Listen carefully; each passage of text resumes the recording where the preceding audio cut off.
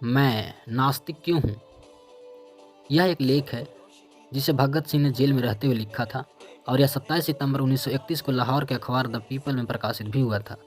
यह लेख में भगत सिंह ने ईश्वर की उपस्थिति पर अनेक तर्कपूर्ण सवाल खड़े किए हैं और इस संसार का निर्माण, मनुष्य के जन्म, मनुष्य के मन में ईश्वर की कल्पना के साथ साथ संसार में मनुष्य की दीनता, उसके शोषण, दुनिया में व्याप्त अराजकता और वर्ग भेद की स्थितियों का भी विश्लेषण किया है। यह भगत सिंह के लेखन के सबसे चर्चित हिस्सों में रहा है। स्वतंत्रता सेनानी बाबा रणधीर सिंह 1930 से 31 के बीच लाहौर के सेंट्रल जेल में कैद थे। वे एक धार्मिक व्यक्ति थे जिन्हें जानकर यह बहुत कष्ट हुआ कि भगत सिंह ईश्वर पर विश्वास नहीं करता है। वे किसी तरह भगत सिंह की काल कोठरी में पहुंचने में सफल हुए और उन्हें ईश्वर के अस्तित्व पर यकीन दिलाने की कोशिश की।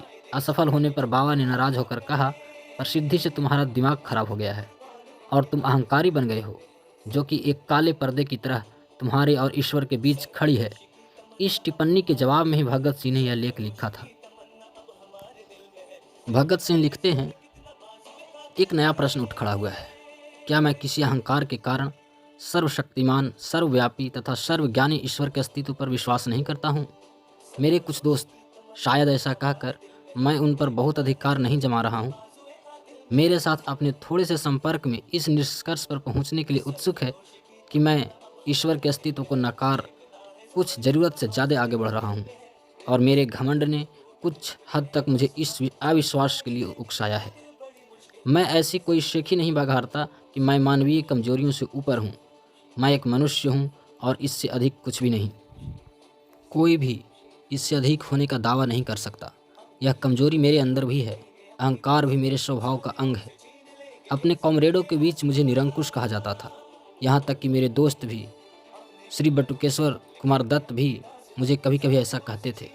कई मौक़ों पर स्वेच्छाचारी का मेरी निंदा भी की गई। कुछ दोस्तों को शिकायत है और गंभीर रूप से है कि मैं अनचाहे ही अपने विचार उन पर थोपता हूँ और अपने प्रस्तावों को मनवा लेता हूँ। यह बात कुछ हद तक सही है, इससे मैं इनकार नहीं करता। इसे अहंकार कहा जा सकता है। जहाँ तक अन्य प्रचलित मतों के मुकाबले हमारे अपने मत का सवाल है, मुझे निश्चय ही अपने मत पर गर्व है, लेकिन यह व्यक्तिगत नहीं है। ऐसा हो सकता है कि केवल अपने विश्वास के प्रति न्यायोचित गर्व हो और इसको घमंड नहीं कहा जा सकता। घमंड तो स्वयं के प्रति अनुचित गर्व की अधिकता है। क्या यह अनुचित गर्व है जो मुझे नास्तिकता की ओर ले गया, अथवा इस विषय पर खूब सावधानी से अध्ययन करने और उस पर खूब विचार करने के बाद मैंने ईश्वर पर अविश्वास किया? मैं यह समझने में पूरी तरह असफल रहा हूँ कि अनुचित गर्व या वृथाभिमान किस तरह किसी व्यक्ति के ईश्वर में विश्वास करने के रास्ते में रोड़ा बन सकता है। किसी वास्तव में महान व्यक्ति की महानता तो मैं मान्यता न दूँ। यह तभी हो सकता है जब मुझे भी थोड़ा ऐसा यश प्राप्त हो गया हो जिसके या तो मैं योग्य नहीं हूँ या मेरे अंदर वे गुण नहीं हैं जो इसके लिए आवश्यक है। यहाँ तक तो समझ आता है, लेकिन यह कैसे हो सकता है कि एक व्यक्ति जो ईश्वर में विश्वास रखता हो, सहसा अपने व्यक्तिगत अहंकार के कारण उसमें विश्वास करना बंद कर दे?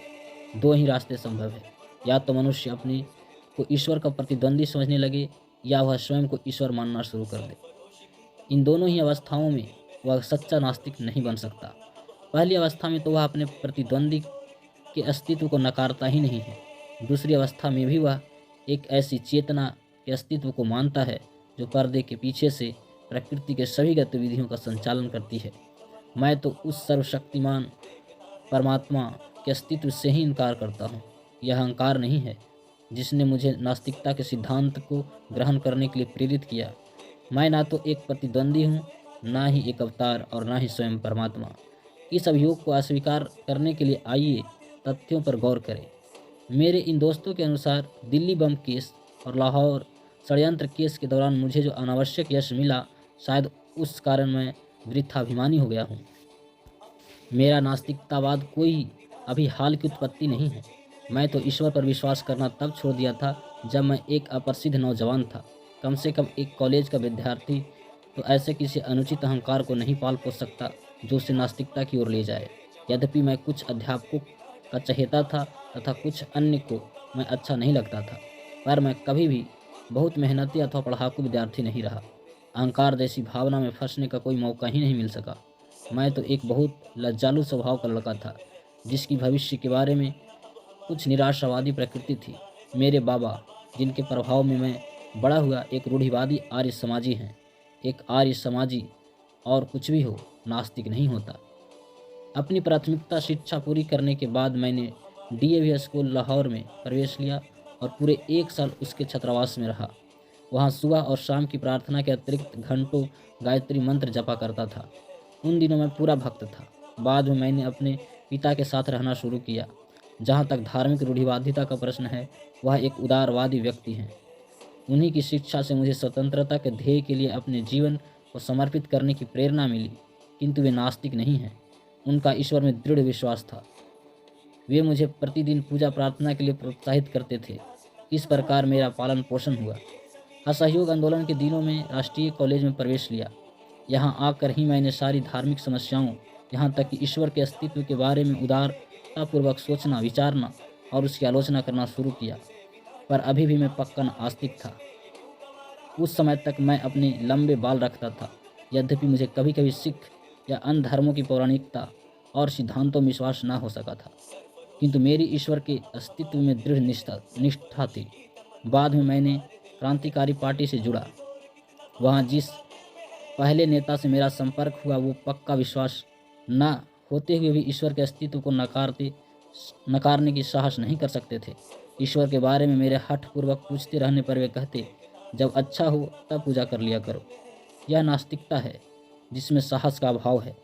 दूसरे नेता जिनसे मैं संपर्क में आया, पक्के श्रद्धालु आदरणीय कॉमरेड सचिंद्र नाथ सान्याल, आजकल ककोरी षड्यंत्र केस के सिलसिले में आजीवन कारावास भोग रहे हैं। उनकी पुस्तक बंदी जीवन ईश्वर की महिमा का जोर शोर से गान है। उन्होंने उसमें ईश्वर के ऊपर प्रशंसा के पुष्प रहस्यात्मक वेदांत के कारण बरसाए हैं।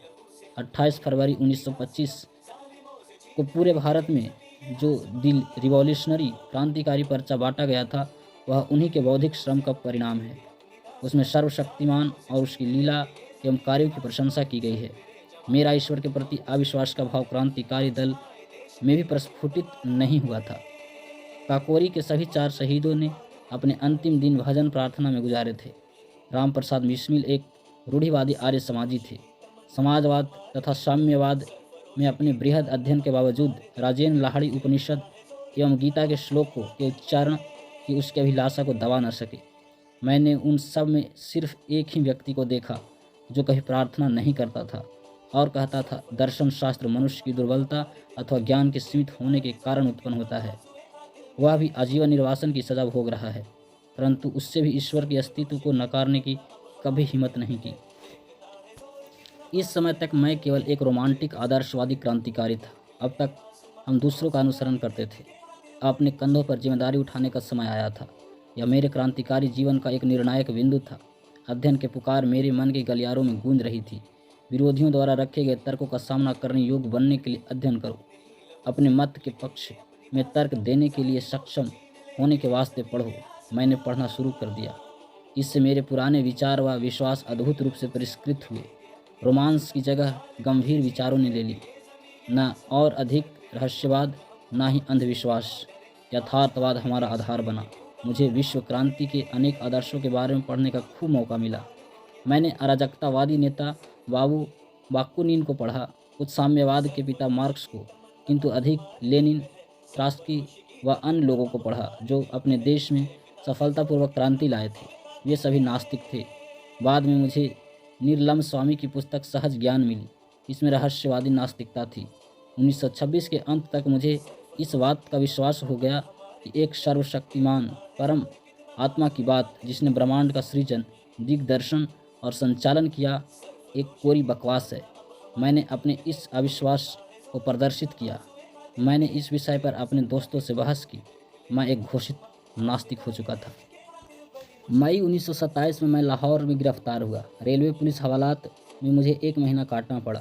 पुलिस अफसरों ने मुझे बताया कि मैं लखनऊ में था, जब वहाँ काकोरी दल का मुकदमा चल रहा था, कि मैंने उन्हें छुड़ाने की किसी योजना पर बात की थी, कि उनकी सहमति पाने के बाद हमने कुछ बम प्राप्त किए थे, कि 1927 में दशहरा के अवसर पर उन बमों में से एक परीक्षण के लिए भीड़ पर फेंका गया।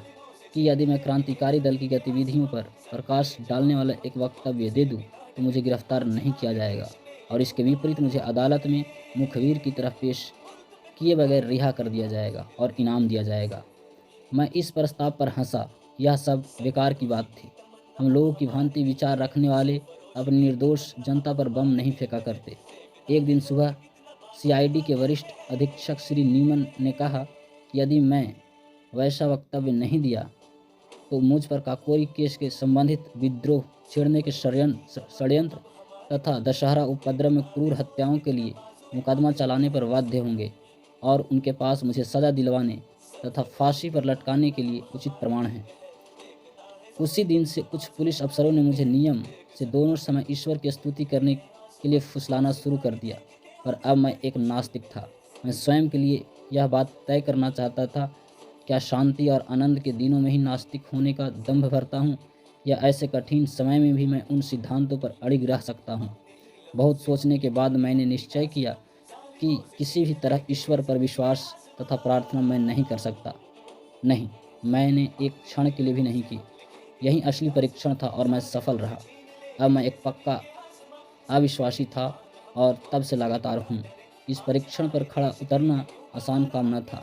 विश्वास कष्टों को हल्का कर देता है, यहाँ तक कि उन्हें सुखकर बना सकता है। ईश्वर के मनुष्य को अत्यधिक संतावना देने वाला एक आधार मिल सकता है। उसके बिना मनुष्य को अपने ऊपर निर्भर करना पड़ता है। तूफान और झंझावात के बीच अपने पांव पर खड़ा रहना कोई बच्चों का खेल नहीं है। परीक्षा की इन घड़ियों में अहंकार यदि है तो भाप बनकर उड़ जाता है और मनुष्य अपने विश्वास को ठुकराने का साहस नहीं कर पाता। यदि ऐसा करता है तो इससे यह निष्कर्ष निकलता है कि उसके पास सिर्फ अहंकार नहीं वरन कोई अन्य शक्ति है। आज बिल्कुल वैसे ही स्थिति है। निर्णय का पूरा पता है। एक सप्ताह के अंदर ही यह घोषित हो जाएगा कि मैं अपना जीवन एक ध्येय पर न्यौछावर करने जा रहा हूँ। इस विचार के अतिरिक्त और क्या संभावना हो सकती है? ईश्वर में विश्वास रखने वाला हिंदू पुनर्जन्म पर राजा होने की आशा कर सकता है। एक मुसलमान या ईसाई स्वर्ग में व्याप्त समृद्धि के आनंद की तथा अपने कष्टों और बलिदान के लिए पुरस्कार की कल्पना कर सकता है। किंतु मैं क्या आशा करूं?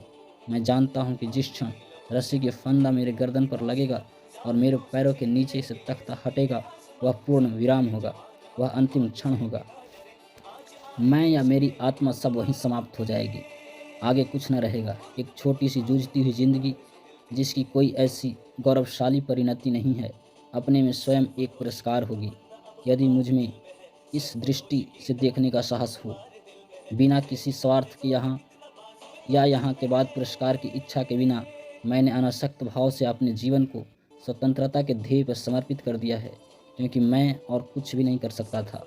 जिस दिन हमें इस मनोवृत्ति के बहुत से पुरुष और महिलाएं मिल जाएंगे जो अपने जीवन के मनुष्य की सेवा और पीड़ित मानवता के उद्धार के अतिरिक्त कहीं समर्पित कर नहीं सकते, उसी दिन मुक्ति के युग का शुभारंभ होगा।